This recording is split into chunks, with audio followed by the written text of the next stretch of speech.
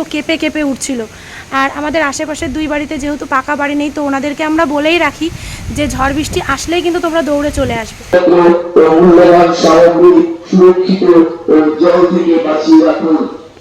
আপদকালীন প্রয়োজনের জন্য অতি অবশ্যই সামগ্রী হ্যালো বন্ধুরা, good morning, welcome back to Moumita lifestyle. সবাই কেমন আছো? আশা করছি ভালো আছো, সুস্থ আছো। তো সবাই জানো যে এখানে রেমাল নামক এক ঝড় আসছে। তো সেই ঝড়েরই জন্য কিন্তু আমাদের এখানে আর কি সতর্কবার্তা দিয়েছে। আর আমাদের এখানে না ঝড় আসলে ভীষণই একটা খারাপ অবস্থা, যেটা হচ্ছে কারেন্ট থাকে না। তো ভীষণই একটা সমস্যা। আর দেখো সকাল সকালই উঠে চা টা খেয়ে, আর এই যে পরিবেশটা দেখো, পুরো মেঘলা হয়ে রয়েছে, চারিপাশটা পুরো একদম থমকে রয়েছে। আর মাঝে মাঝেই কিন্তু একটা দমকা হাওয়া দেওয়া শুরু হয়ে গেছে সকাল থেকেই। আর আমফানের কিন্তু একদিন আগে থেকেই আমাদের এখানে কারেন্ট ছিল না, আর 1 মাস পরে গিয়ে কারেন্ট আমরা পেয়েছি। তো সেই জন্যই একটু ভয়ে ভয়ে আছি। আর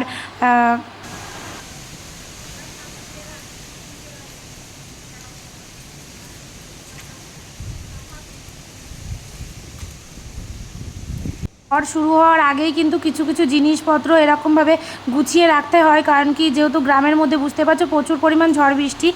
আর এই যে ব্যালকানিতে যেসব ফুলের টপ ছিল সেগুলো সরিয়ে দিচ্ছি, কারণ এগুলো যখন তখন এদিক ওদিক পড়ে যেতে পারে, পড়ে আরও বিপদ বেশি করে ঘটতে পারে। কারণ আমার বাড়িতে যেমনও লোকজন তেমনও আশেপাশের বাড়ির লোকজনেরা আসে, তো যখন তখনই এইগুলো যদি নিচে পড়ে যায় তখন কারোর আঘাত লাগতে পারে। সেই জন্য আমি এগুলো আগে থাকতে সরিয়ে দিচ্ছি।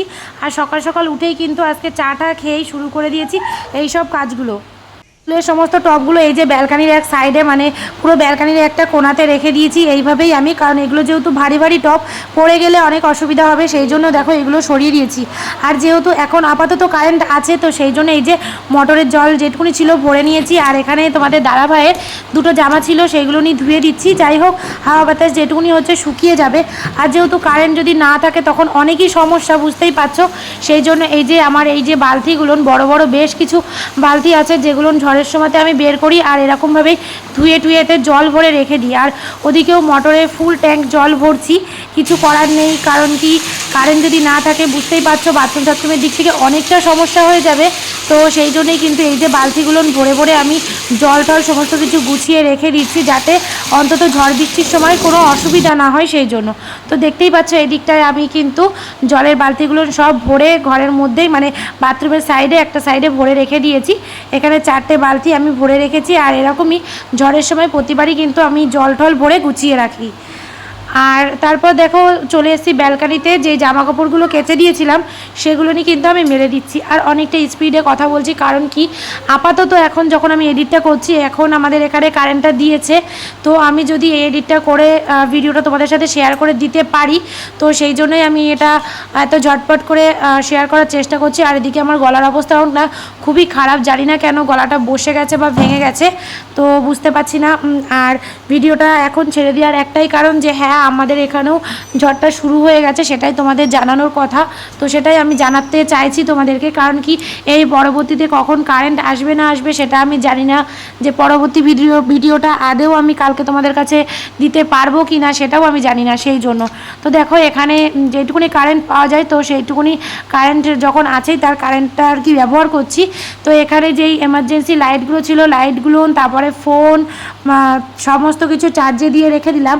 আর রান্নাঘরেও চলে এসেছি। রান্নাঘরে এসেই কিন্তু যেসব কোটোকাটা ছিল আর কি, বালতি টালতি সব কিছুতে কিন্তু আমি এরকম ড্রামের মধ্যে জলগুলো ভরে ভরে গুছিয়ে নিচ্ছি। যেহেতু বেসিনে কাজ করতে হয় আর রান্নাঘরটা না আমার উপরে, সেই জন্য বারে বারে নিচে কলে গিয়ে কাজ করা সম্ভব না, কারণ উপর থেকে নামা ওঠা করতে অনেক সমস্যা। সেই জন্য তো দেখো এই যে এখানেও আমি কিন্তু বেশ কিছু জল ভরে রেখে দিয়েছি। তারপরে যা বাসন কাসন ছিল সেই বাসনগুলোও কিন্তু সমস্ত কিছু মেজে টেজে বেসিন মেজে পরিষ্কার করেছি। আর এদিকে হাঁড়িতে জল দিয়েছি, সমস্ত কিছু কমপ্লিট, জল টল ভরা সমস্ত কিছু রেডি করে নিয়েছি। মোটরেও পুরো ফুল ট্যাঙ্ক জল ভরে নিয়েছি। তারপরে যত রকমের চার্জার আছে, ফোনের চার্জ, তারপরে লাইটের চার্জার, সমস্ত কিছু চার্জে দিয়ে নিয়েছি। কারণ আমাদের এখানে আমফানের থেকে আমাদের ভয়ঙ্কর এক অভিজ্ঞতা, কারণ আমাদের 1 মাস পুরো কারেন্ট ছিল না। তো 20 দিন কি 25 দিন পরে গিয়ে পাড়ার ছেলেপেলেদের সাথে বেরিয়ে আমি আর কি কারেন্টের ব্যবস্থা করেছিলাম, ওই বাসের মধ্যে দিয়ে সমস্ত তার নিয়ে গিয়ে আর কি করেছি। তো এখন এসে ছাদে, আর দেখো কি অবস্থা, একটু তোমাদের সাথে একটু দেখাই যে কেমন হাওয়া শুরু হয়েছে আমাদের এখানে। দেখো মেঘ পুরো হয়ে গেছে, কালো হয়ে রয়েছে। আর আমাদের এই যে জায়গাটা না, আমার নিচের একটা টিনের রান্নাঘর, ওই যে ওর পাশটাতে ছিল বড় একটা টাওয়ার, সেটা আমফানে কিন্তু ভেঙে গেছিলো। ঠিক আছে, আর এই যে যত গাছপালা দেখতে পাচ্ছ চারিপাশে, আমাদের ঘরের মধ্যে মানে কি বলবো, ঘরের যত গাছপালা আছে না, আমফানের সময় চারিপাশ থেকে জানো না সমস্ত গাছপালা ভেঙে ভেঙেই ছাদের পরে পড়েছে। আর এত মানে ভয়ঙ্কর হচ্ছিল সেই ঝড়টা, কি বলবো। ওই দেখো একটা ডাল ভেঙে পড়েছে ওই যে। তো এরকমভাবে অনেক গাছপালা, কিন্তু আম গাছ, কাঁঠাল গাছ, সমস্ত গাছপালা আমাদের ঘরের পরে যখন পড়েছিল, আর ঘরগুলো কেঁপে কেঁপে উঠছিল। আর আমাদের আশেপাশের দুই বাড়িতে যেহেতু পাকা বাড়ি নেই, তো ওনাদেরকে আমরা বলেই রাখি যে ঝড় বৃষ্টি আসলেই কিন্তু তোমরা দৌড়ে চলে আসবে। তো ওই মামিরা বা পাশের বাড়ির দিদিরা ওরা তো চলেই আসে আমাদের এখানে ঝড় বৃষ্টিতে। আর এটা তো মানুষ মানুষের জন্য করবেই, তাই না? তো পাকা ঘরে থেকে যদি আমাদের এরকম ভয় লাগে, আর তাদের তো কাঁচা ঘর ভয় তো অবশ্যই লাগবে। তো সেটা নিয়ে কোনো কথা না। দেখো এই যে চারিপাশে যে পরিমাণ মানে গাছপালা, গ্রামের মধ্যে তো এরকম হয়েই থাকে, তোমরা বুঝতেই পারছো। দেখো আমার বাড়ির চারিপাশটাই গাছপালা ভর্তি।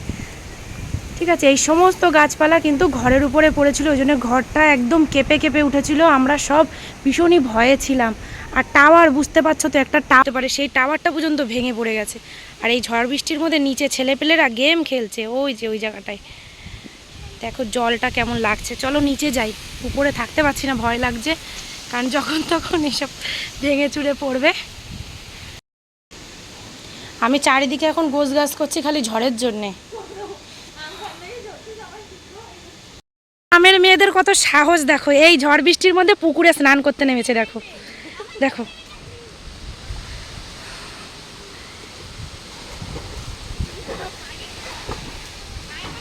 দেখো চারিদিকটা পুরো মেঘলা হয়ে রয়েছে, আর হাওয়া দিচ্ছে কি। পুকুরের জলের মধ্যে পাতা পড়ে পুকুরটা পুরো নোংরা হয়ে গেছে। আর এরা স্নান করছে না খেলা করছে। দেখো মেঘ ডাকলে হয়, জলের মধ্যে থাক।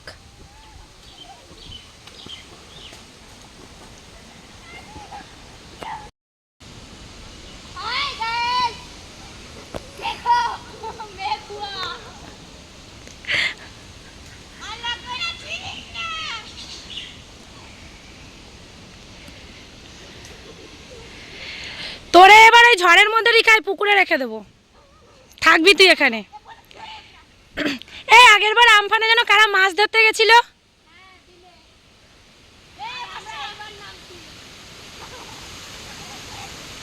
পাশের এই দিদিদের বাড়িতে ওনাদেরকে একটু বলতে আর কি, যে ঝড় বৃষ্টি আসলে চলে যেতে, যদিও যাবে তবুও বলতে এসছি।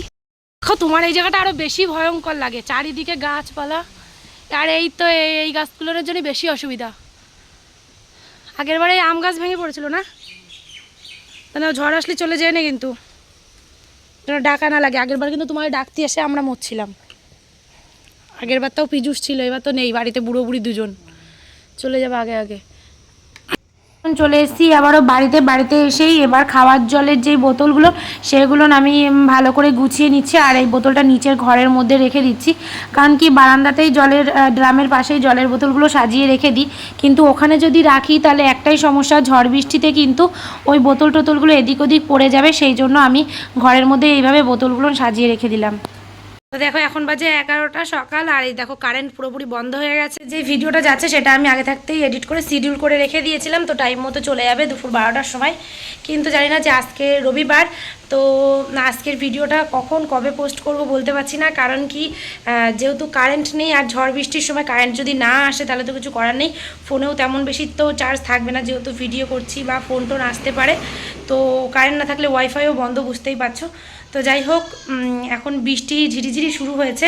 তো চলো, অনেক কাজবাজ আছে, আর দেখতেই পাচ্ছ চোখ মুখের কী অবস্থা হয়েছে। আর ব্যালকানিতে যেই চেয়ার টেবিল থাকে, মানে ডাইনিং টেবিল চেয়ার, সেইগুলো নিয়ে সমস্ত কিছু মুছে পরিষ্কার করে নিচ্ছি। কারণ কি, এগুলো ঘরের ভেতরে রাখতে হবে, নয়তো ঝড়ে না এদিক ওদিক হয়ে যাবে, সেই জন্য। তো দেখো এই যে ভেতরের ঘরের মধ্যে, মানে উপরে যে ঘর, সেই ঘরের মধ্যেই কিন্তু আমি এই যে টেবিল চেয়ারগুলো সুন্দর করে গুছিয়ে রেখে দিচ্ছি। তো দেখতেই পাচ্ছ এই যে একটা সাইড করে টেবিলগুলো আর চেয়ারগুলো, একটা চেয়ার টেবিল সমস্ত কিছু আমি ঘরের ভেতরে ঢুকিয়ে দিয়েছি। এখানে এই পাখাটা রয়েছে, এটাও আমি ভেতরে ঢুকিয়ে দেবো, কারণ আমফানে এখানে যা ছিল সব কিছু উড়ে চলে গেছিলো, এত বাজে অবস্থা হয়েছিল।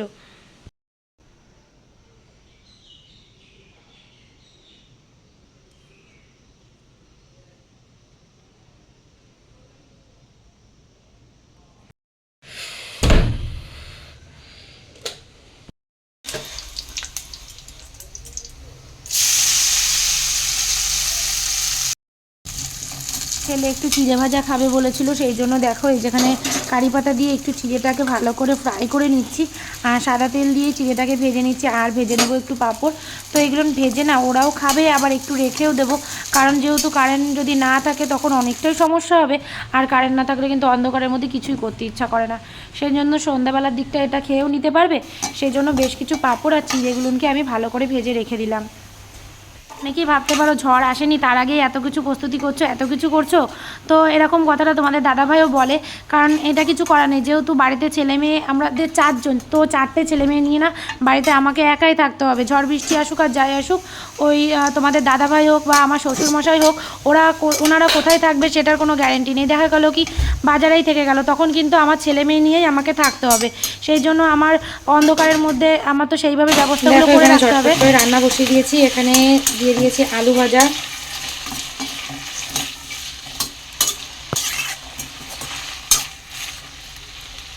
যেহেতু কারেন্ট থাকবে না, কারেন্ট না থাকলে তো বুঝতেই পারছো ফ্রিজে যারা যারা রাখবো সেগুলো সবই নষ্ট হবে। তো ফ্রিজের মধ্যে এই যে 2 পিস মাছ ছিল আর কিছুটা চিকেন ছিল, সেগুলো সব বের করে নিয়েছি, মাছটাকে ভালো করে ভেজে নিয়েছি, আর এখানে চিকেনটা আমি রান্না করে নিচ্ছি, কারণ কি ফ্রিজে যাই রাখবো কারেন্ট না থাকলে সমস্ত কিছু নষ্ট হয়ে যাবে, সেই জন্য রান্নাবান্না করে সমস্ত কিছু গুছিয়ে রেখে দিচ্ছি, একেবারে রাত্রেবেলাতেও হয়ে যাবে। রাত্রেবেলায় আমার খুবই ঝটপট করে এই যে ফ্রিজের মধ্যে একটু চিকেন ছিল সেইটাকেই আর কি করে নিয়েছি, আর ওদিকে ভাত বসিয়েছি, আর হচ্ছে যেটুকুনি পারলাম সেটুকুনি তোমাদের সাথে শেয়ার করছি। বাসন টাসন মেজে সব যা যা পাত্র ছিল সব কিছুতে জল ভরে ভরে রেখে দিয়েছি।